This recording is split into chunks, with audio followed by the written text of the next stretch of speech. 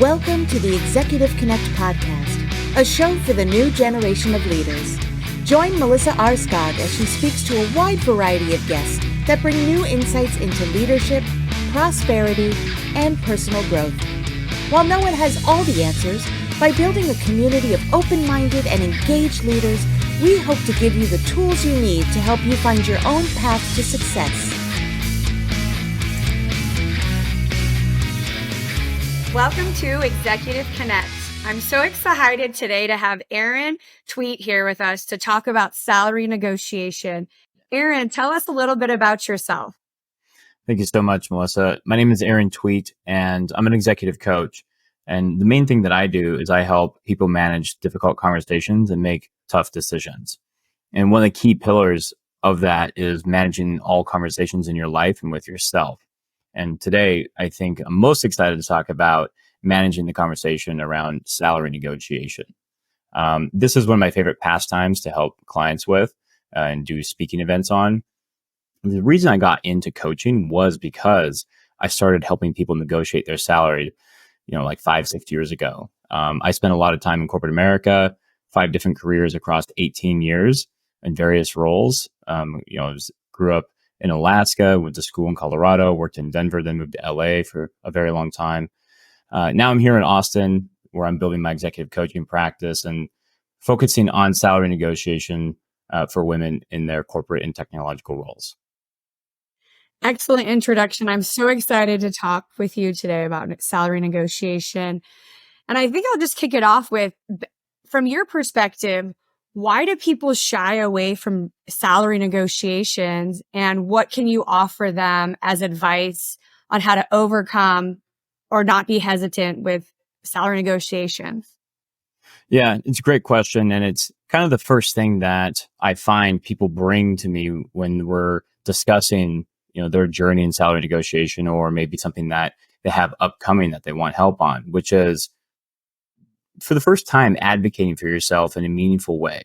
And I think the reason why is society really hasn't made it conducive for people who want to advocate for themselves but haven't traditionally done it. It hasn't made it easy, hasn't shown them the path and the steps. And salary negotiation is such an integral part of being a person in corporate America, tech, startups, and small business, but there is no class on it usually in college. And a lot of times people really aren't able to ask their parents. They may not have that skill set either. You just kind of get lucky either being someone who just asks and can figure it out, or maybe has people around them that know. So that's kind of the first thing, is it's not obvious and apparent how to do it. It's step number one, or issue number one. Problem number two is you do it so infrequently, right? If you say, it takes 1 minute to negotiate your salary, to actually say the words, and you switch jobs 7 times in your career, that's 7 minutes to negotiate your entire life's earnings.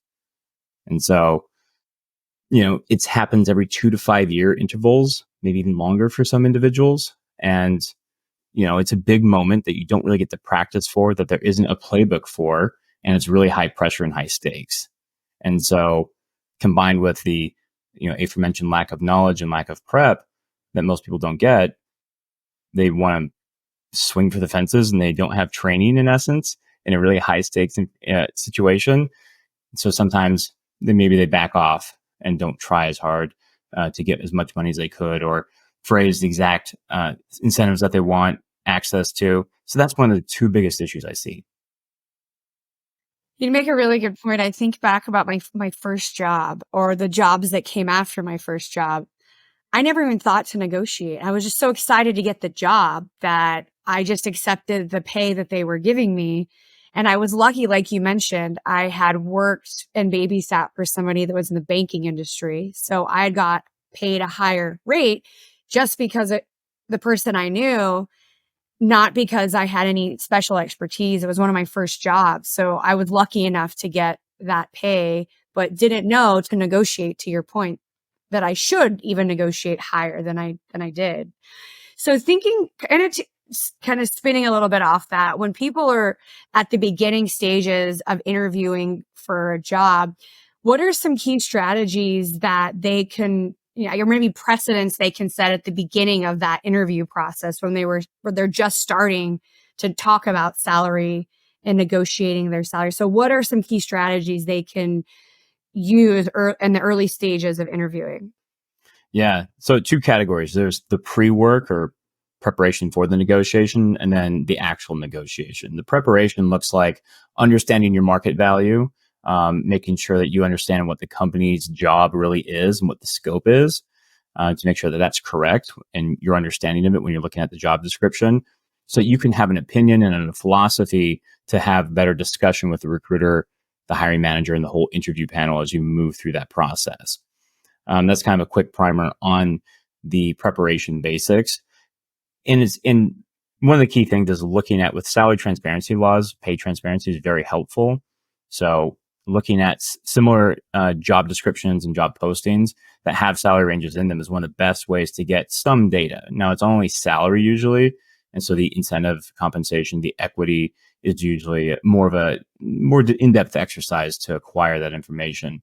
But you have a really great starting basis of what your market value as a skill set is, and maybe in the employer's eyes.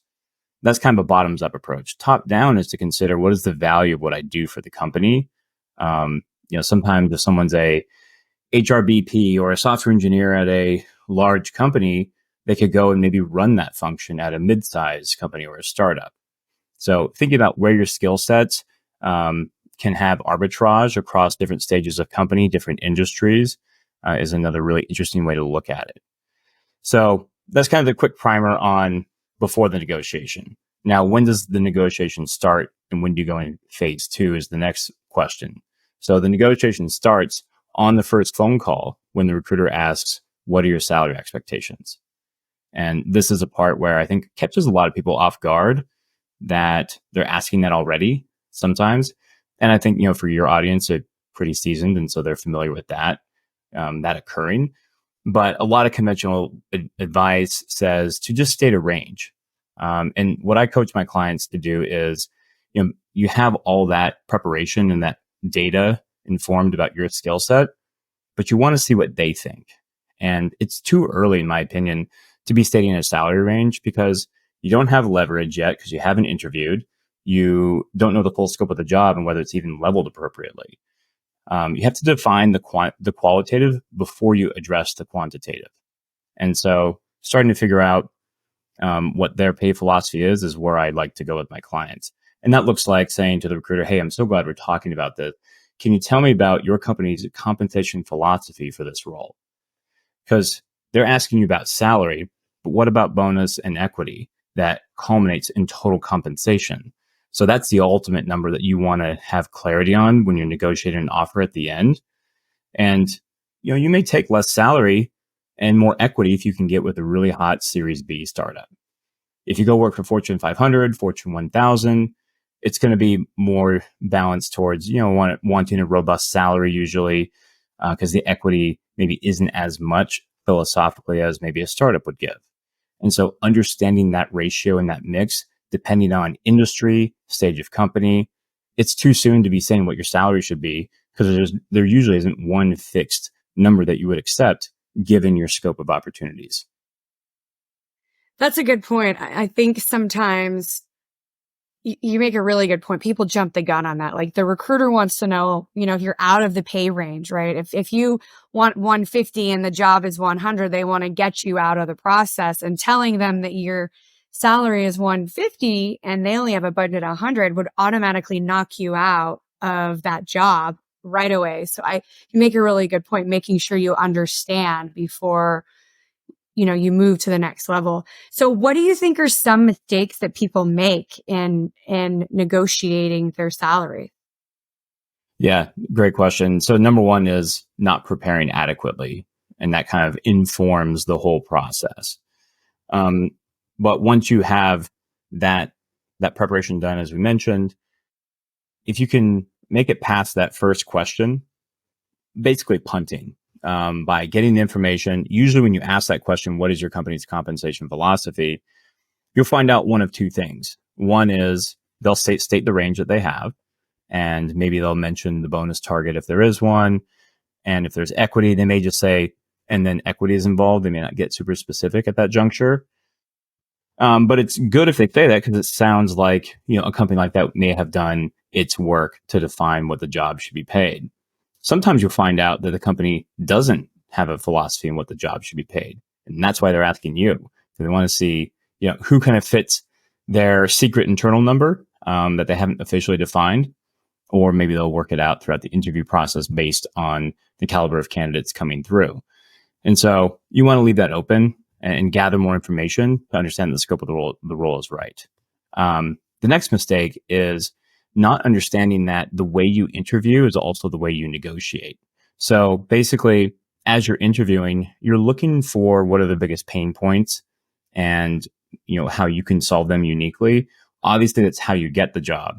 But it's also, if it really comes down to it, sometimes if you really want to push it hard in a negotiation after you get the offer, reminding them of the key factors that you've identified in that business, that department, that org, that function that you'll be able to help them with, that will differentiate you as a candidate even more.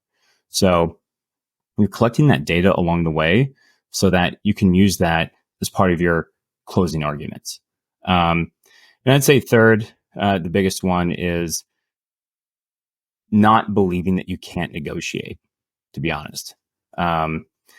Every job offer negotiation is like a kitchen remodel. It deserves at least one good counter. And so when they give you an offer, sometimes the first offers are very good. And, if you've historically not negotiated, or you're currently unemployed, or you really don't want to work at your job anymore and you want out immediately, and a new great opportunity comes along, it's an opportunity for you to kind of let the pain of your current situation stop and go into something new and exciting. And the idea of challenging that by continuing the tension in between of the negotiation is scary sometimes to people. And that's usually why they work with me as a coach or maybe another coach. But the idea there is you can always take at least one shot, just to make sure that you fully advocated for yourself, fully check to see that there isn't something still available. Because a lot of times when people don't negotiate, they kind of do it off an assumption. They don't want to be a burden. They don't want to rock the boat. They don't want to seem greedy. And, these are some of the three biggest common self-imposed obstacles they've seen clients say about their previous perceptions of negotiating. And it's worth taking a shot. Even if the company doesn't do anything else and you did ask, then you'd know you truly got the best deal possible. So, no matter what the offer is, you suggest negotiating it. So even if it's, let's say you're making 100, the offer is 120, I think most people just take it, right? They're like, oh, I'm getting $20,000 more. I'll take it. So you're suggesting maybe negotiating like a sign-on bonus or or maybe extra weeks vacation or whatever, you come up with that you understand through the interview process. Is that what I'm hearing? Yeah. I'd say with a 99%, you should always try and negotiate. There are certain instances I'm sure that exist out there in the business world where they give a phenomenal offer. But the idea is that compensation starts as a science and ends as an art. When you think about how companies and HR departments determine what to pay people. And so art is subjective. And you want to make sure that you've at least had your voice heard and your input infused into that conversation so that that art is something that you like. What to negotiate is another great topic we should get into. You mentioned sign-on bonus. Normally the trifecta that is kind of the holy grail is more salary, higher equity if there is a company that does give equity, and a sign-on bonus. Yeah, it's interesting. I've had some friends that are moving into roles that are startups, and they had significantly less equity than some of their other peers that negotiated. So it's spot on, right? I think if you don't negotiate, you can't get anything unless you ask, right? You got to ask, and all they can do is say no. And if they really want you, they're going to, maybe negotiate a little bit. But I would agree. I think there's always room for something on the table. we talked a little bit about the job part of it. So you got the offer, you're happy with the offer, you've negotiated something. Now, pivoting a little bit, what about when you have the job and you've been there, a significantly long time? So the longer now you stay at companies, the people are coming in at higher base salaries. How do you negotiate in a position where you've either been at a company for a long time or you've been in the role? How do you do that negotiation? Maybe in a performance review or something. How do you negotiate once you're an employee, I guess is the question. Yeah. One of my other favorite topics. So not everyone who is looking for salary negotiation help is interviewing at another company or wants to leave. And you absolutely can negotiate while you're currently in a role. So, thinking about some of the principles we learned or we discussed in negotiating as a candidate, that first step is important. Understanding your market value, as far as, what other roles in your industry and comparable size companies are paying. Where could you, with your skill set, go? It's a really important lens to take to understand your maximum market value from a skill set perspective. Then thinking about your own internal company, what is the unique value proposition that you feel you are providing to your manager, your team, the customer base, the client group? All of those things are really important. And this is like that qualitative buildup to combine with the quantitative research you do on your market value to then start defining your own philosophy about you want to raise, but how much, right? Saying you want to raise and not having an opinion on the number isn't as helpful as if you did have a direction where you wanted to go. Because if you leave it completely up to your manager and they are open to giving you a raise, it may not be as much as you want. And so if you really want to juice it, you should have an informed opinion about what that number is. So that's like step one. Now let's talk timing. You mentioned performance review. Let's start with that one, since that's probably the most low-hanging fruit as far as when a raise could be asked for. And typically performance reviews are done once a year. There are some companies that have, two calibrations a year. One is usually a non-compensation related calibration, halfway through the year. Doesn't mean comp adjustments do not happen, but maybe just not from the company's perspective are they intended to happen. But don't let an HR policy hold you back from asking is the point. Now let's say it is that final year review, the Super Bowl of corporate America's employees' career cycle, where you actually get your raise. So if your company's fiscal year or performance review year is on the calendar year, then actually right now we're having this conversation mid-February of 2024. Most people are already having their performance discussions right now for 2023, or it might spill into March a bit, but the actual sit downs with your manager are probably happening right now. And the way I coach people to do this and prepare for this is ideally know that this date is coming. So probably let's say you've worked somewhere for 2 years, maybe 3, and you've never had a raise that was to your liking, you've never been promoted, or even if you have, maybe you're a rising star. This same advice applies. But start priming your manager on what your goals are, probably August, September, because the performance review that's happening right now, February, March, that should be the answer, not the question about should you get a raise. If you ask now, and I would support somebody in doing that, absolutely, you should always advocate for yourself.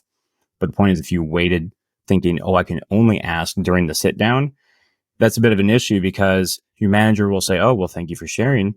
Didn't know you felt that way. Why don't you put together a plan for your performance in 2024 for a raise in 2025?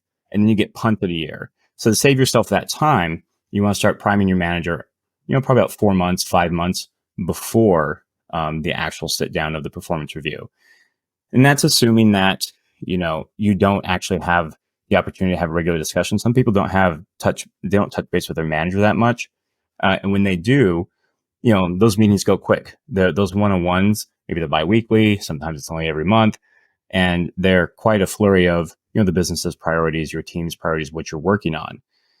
And, sometimes people feel that if they were to bring up themselves in that meeting, again, we run into some of the same issues. They don't want to feel like they're rocking the boat, being greedy.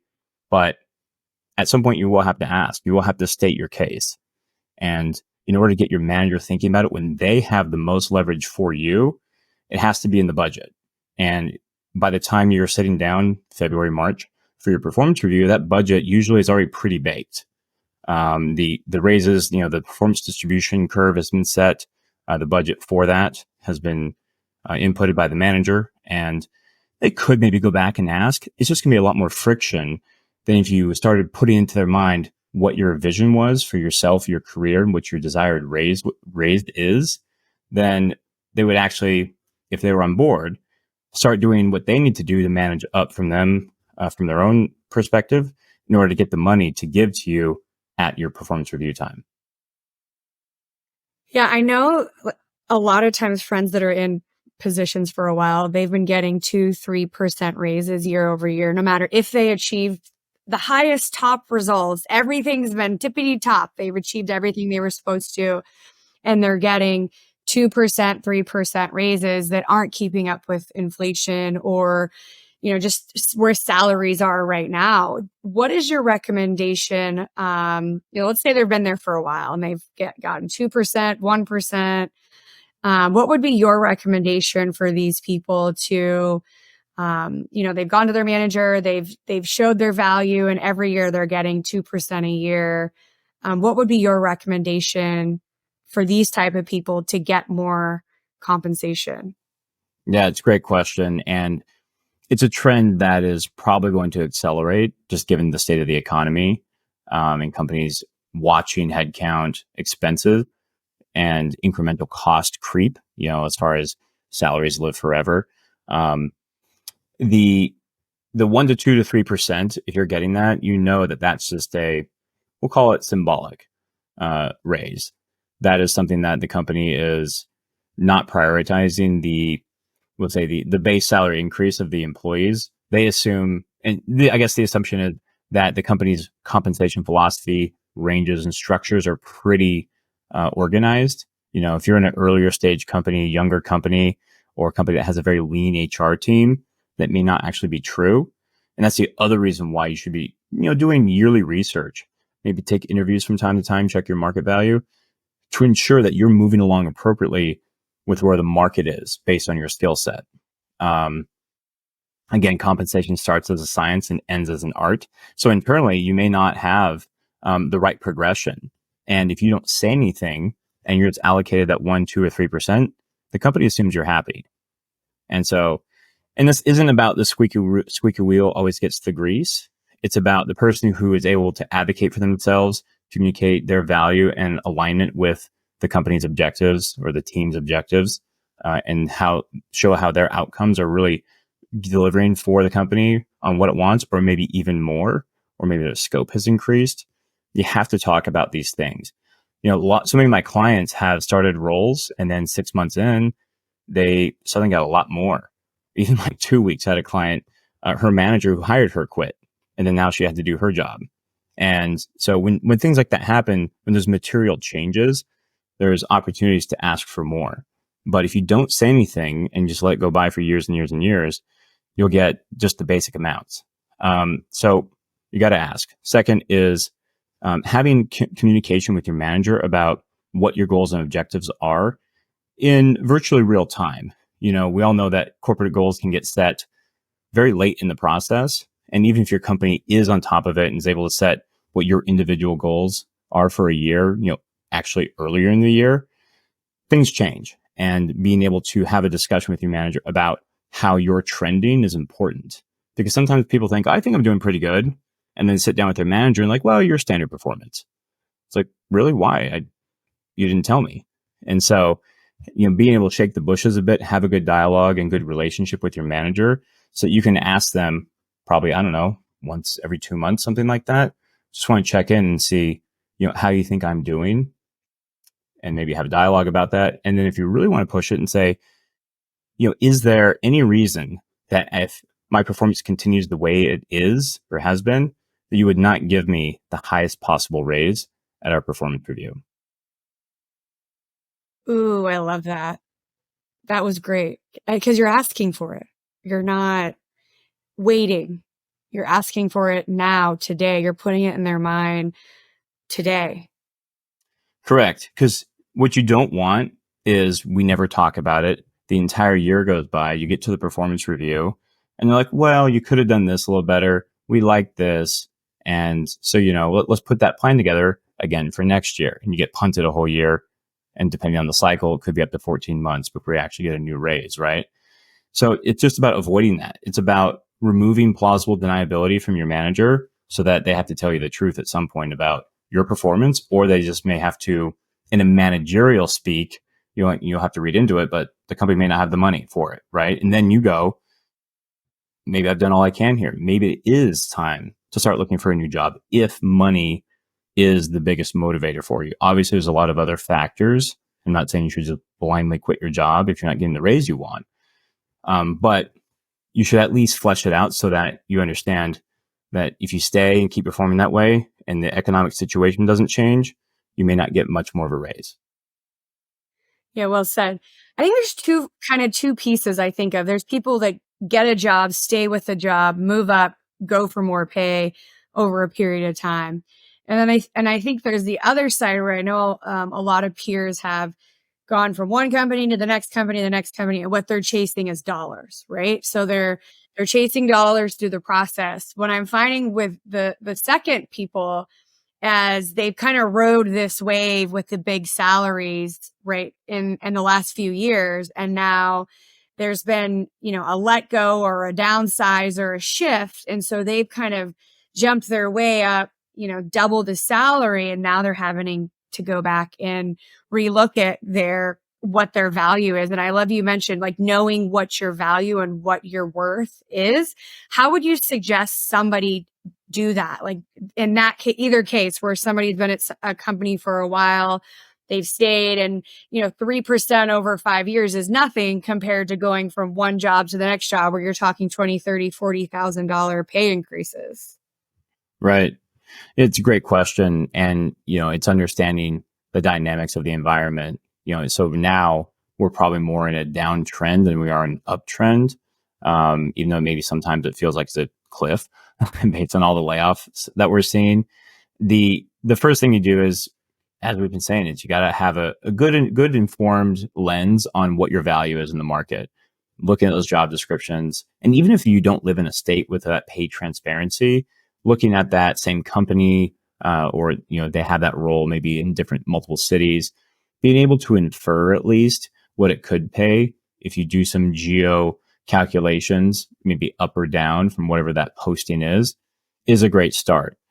Tapping your network if you do have people in the same industry, getting their lens on, what they see people making, especially if they have, maybe they're in a management role where they are making those decisions rather than just as an individual contributor and it's what they make. But every piece of data is helpful. So once you get that data, then you have to make sure, like, are your skill sets top notch? Because ultimately it's about, having that skill set that is enough to differentiate you from all of the candidates, because that's how you have leverage.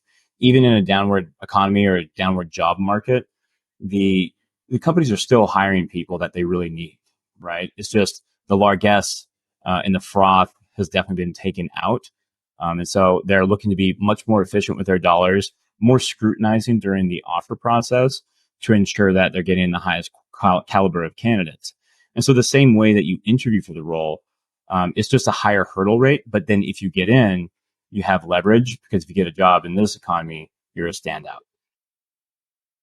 Yeah, I think that's a really, really good point.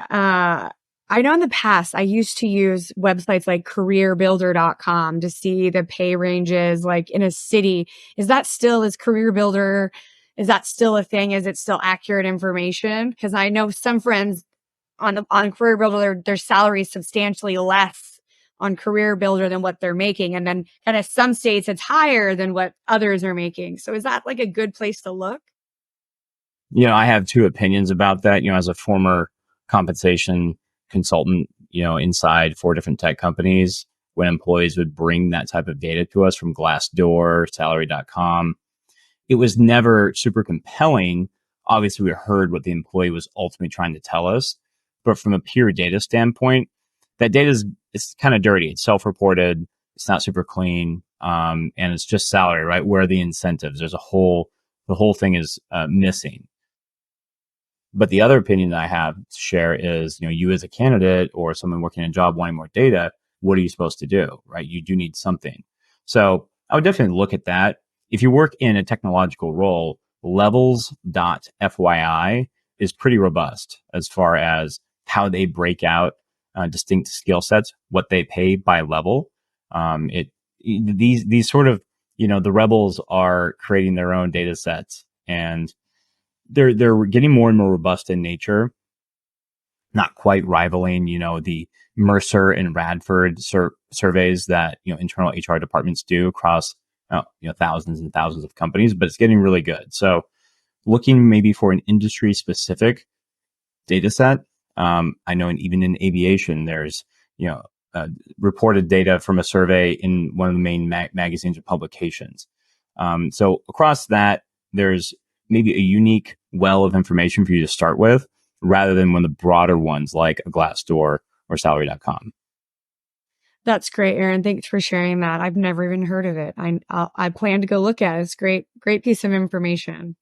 Yeah. And of course, starting just on the salary, at least, job descriptions. That's one of my favorites, where there's states that require pay transparency. It's California, New York, Colorado, things like that. That's great. Want to be mindful of time. I want a couple closing questions for you. Any final thoughts or top tips you can share with our listeners? Maybe top 3 tips about negotiating their salary that you can share in closing? Sure. Understanding where you are in time is really important, whether as a candidate or you're staying at a company. Just because, what's the budget process, understanding how far away from where the company normally makes that decision is important, again, so you can help prime your manager and make things frictionless for your ask, rather than, waiting for the raise. It comes, you're unhappy with it, and then going back to the well. Definitely I would always advocate someone try, right? It's just about, maybe whenever you see this, we don't know, but you should definitely try. The second thing is, advice wise, definitely, there's so many things.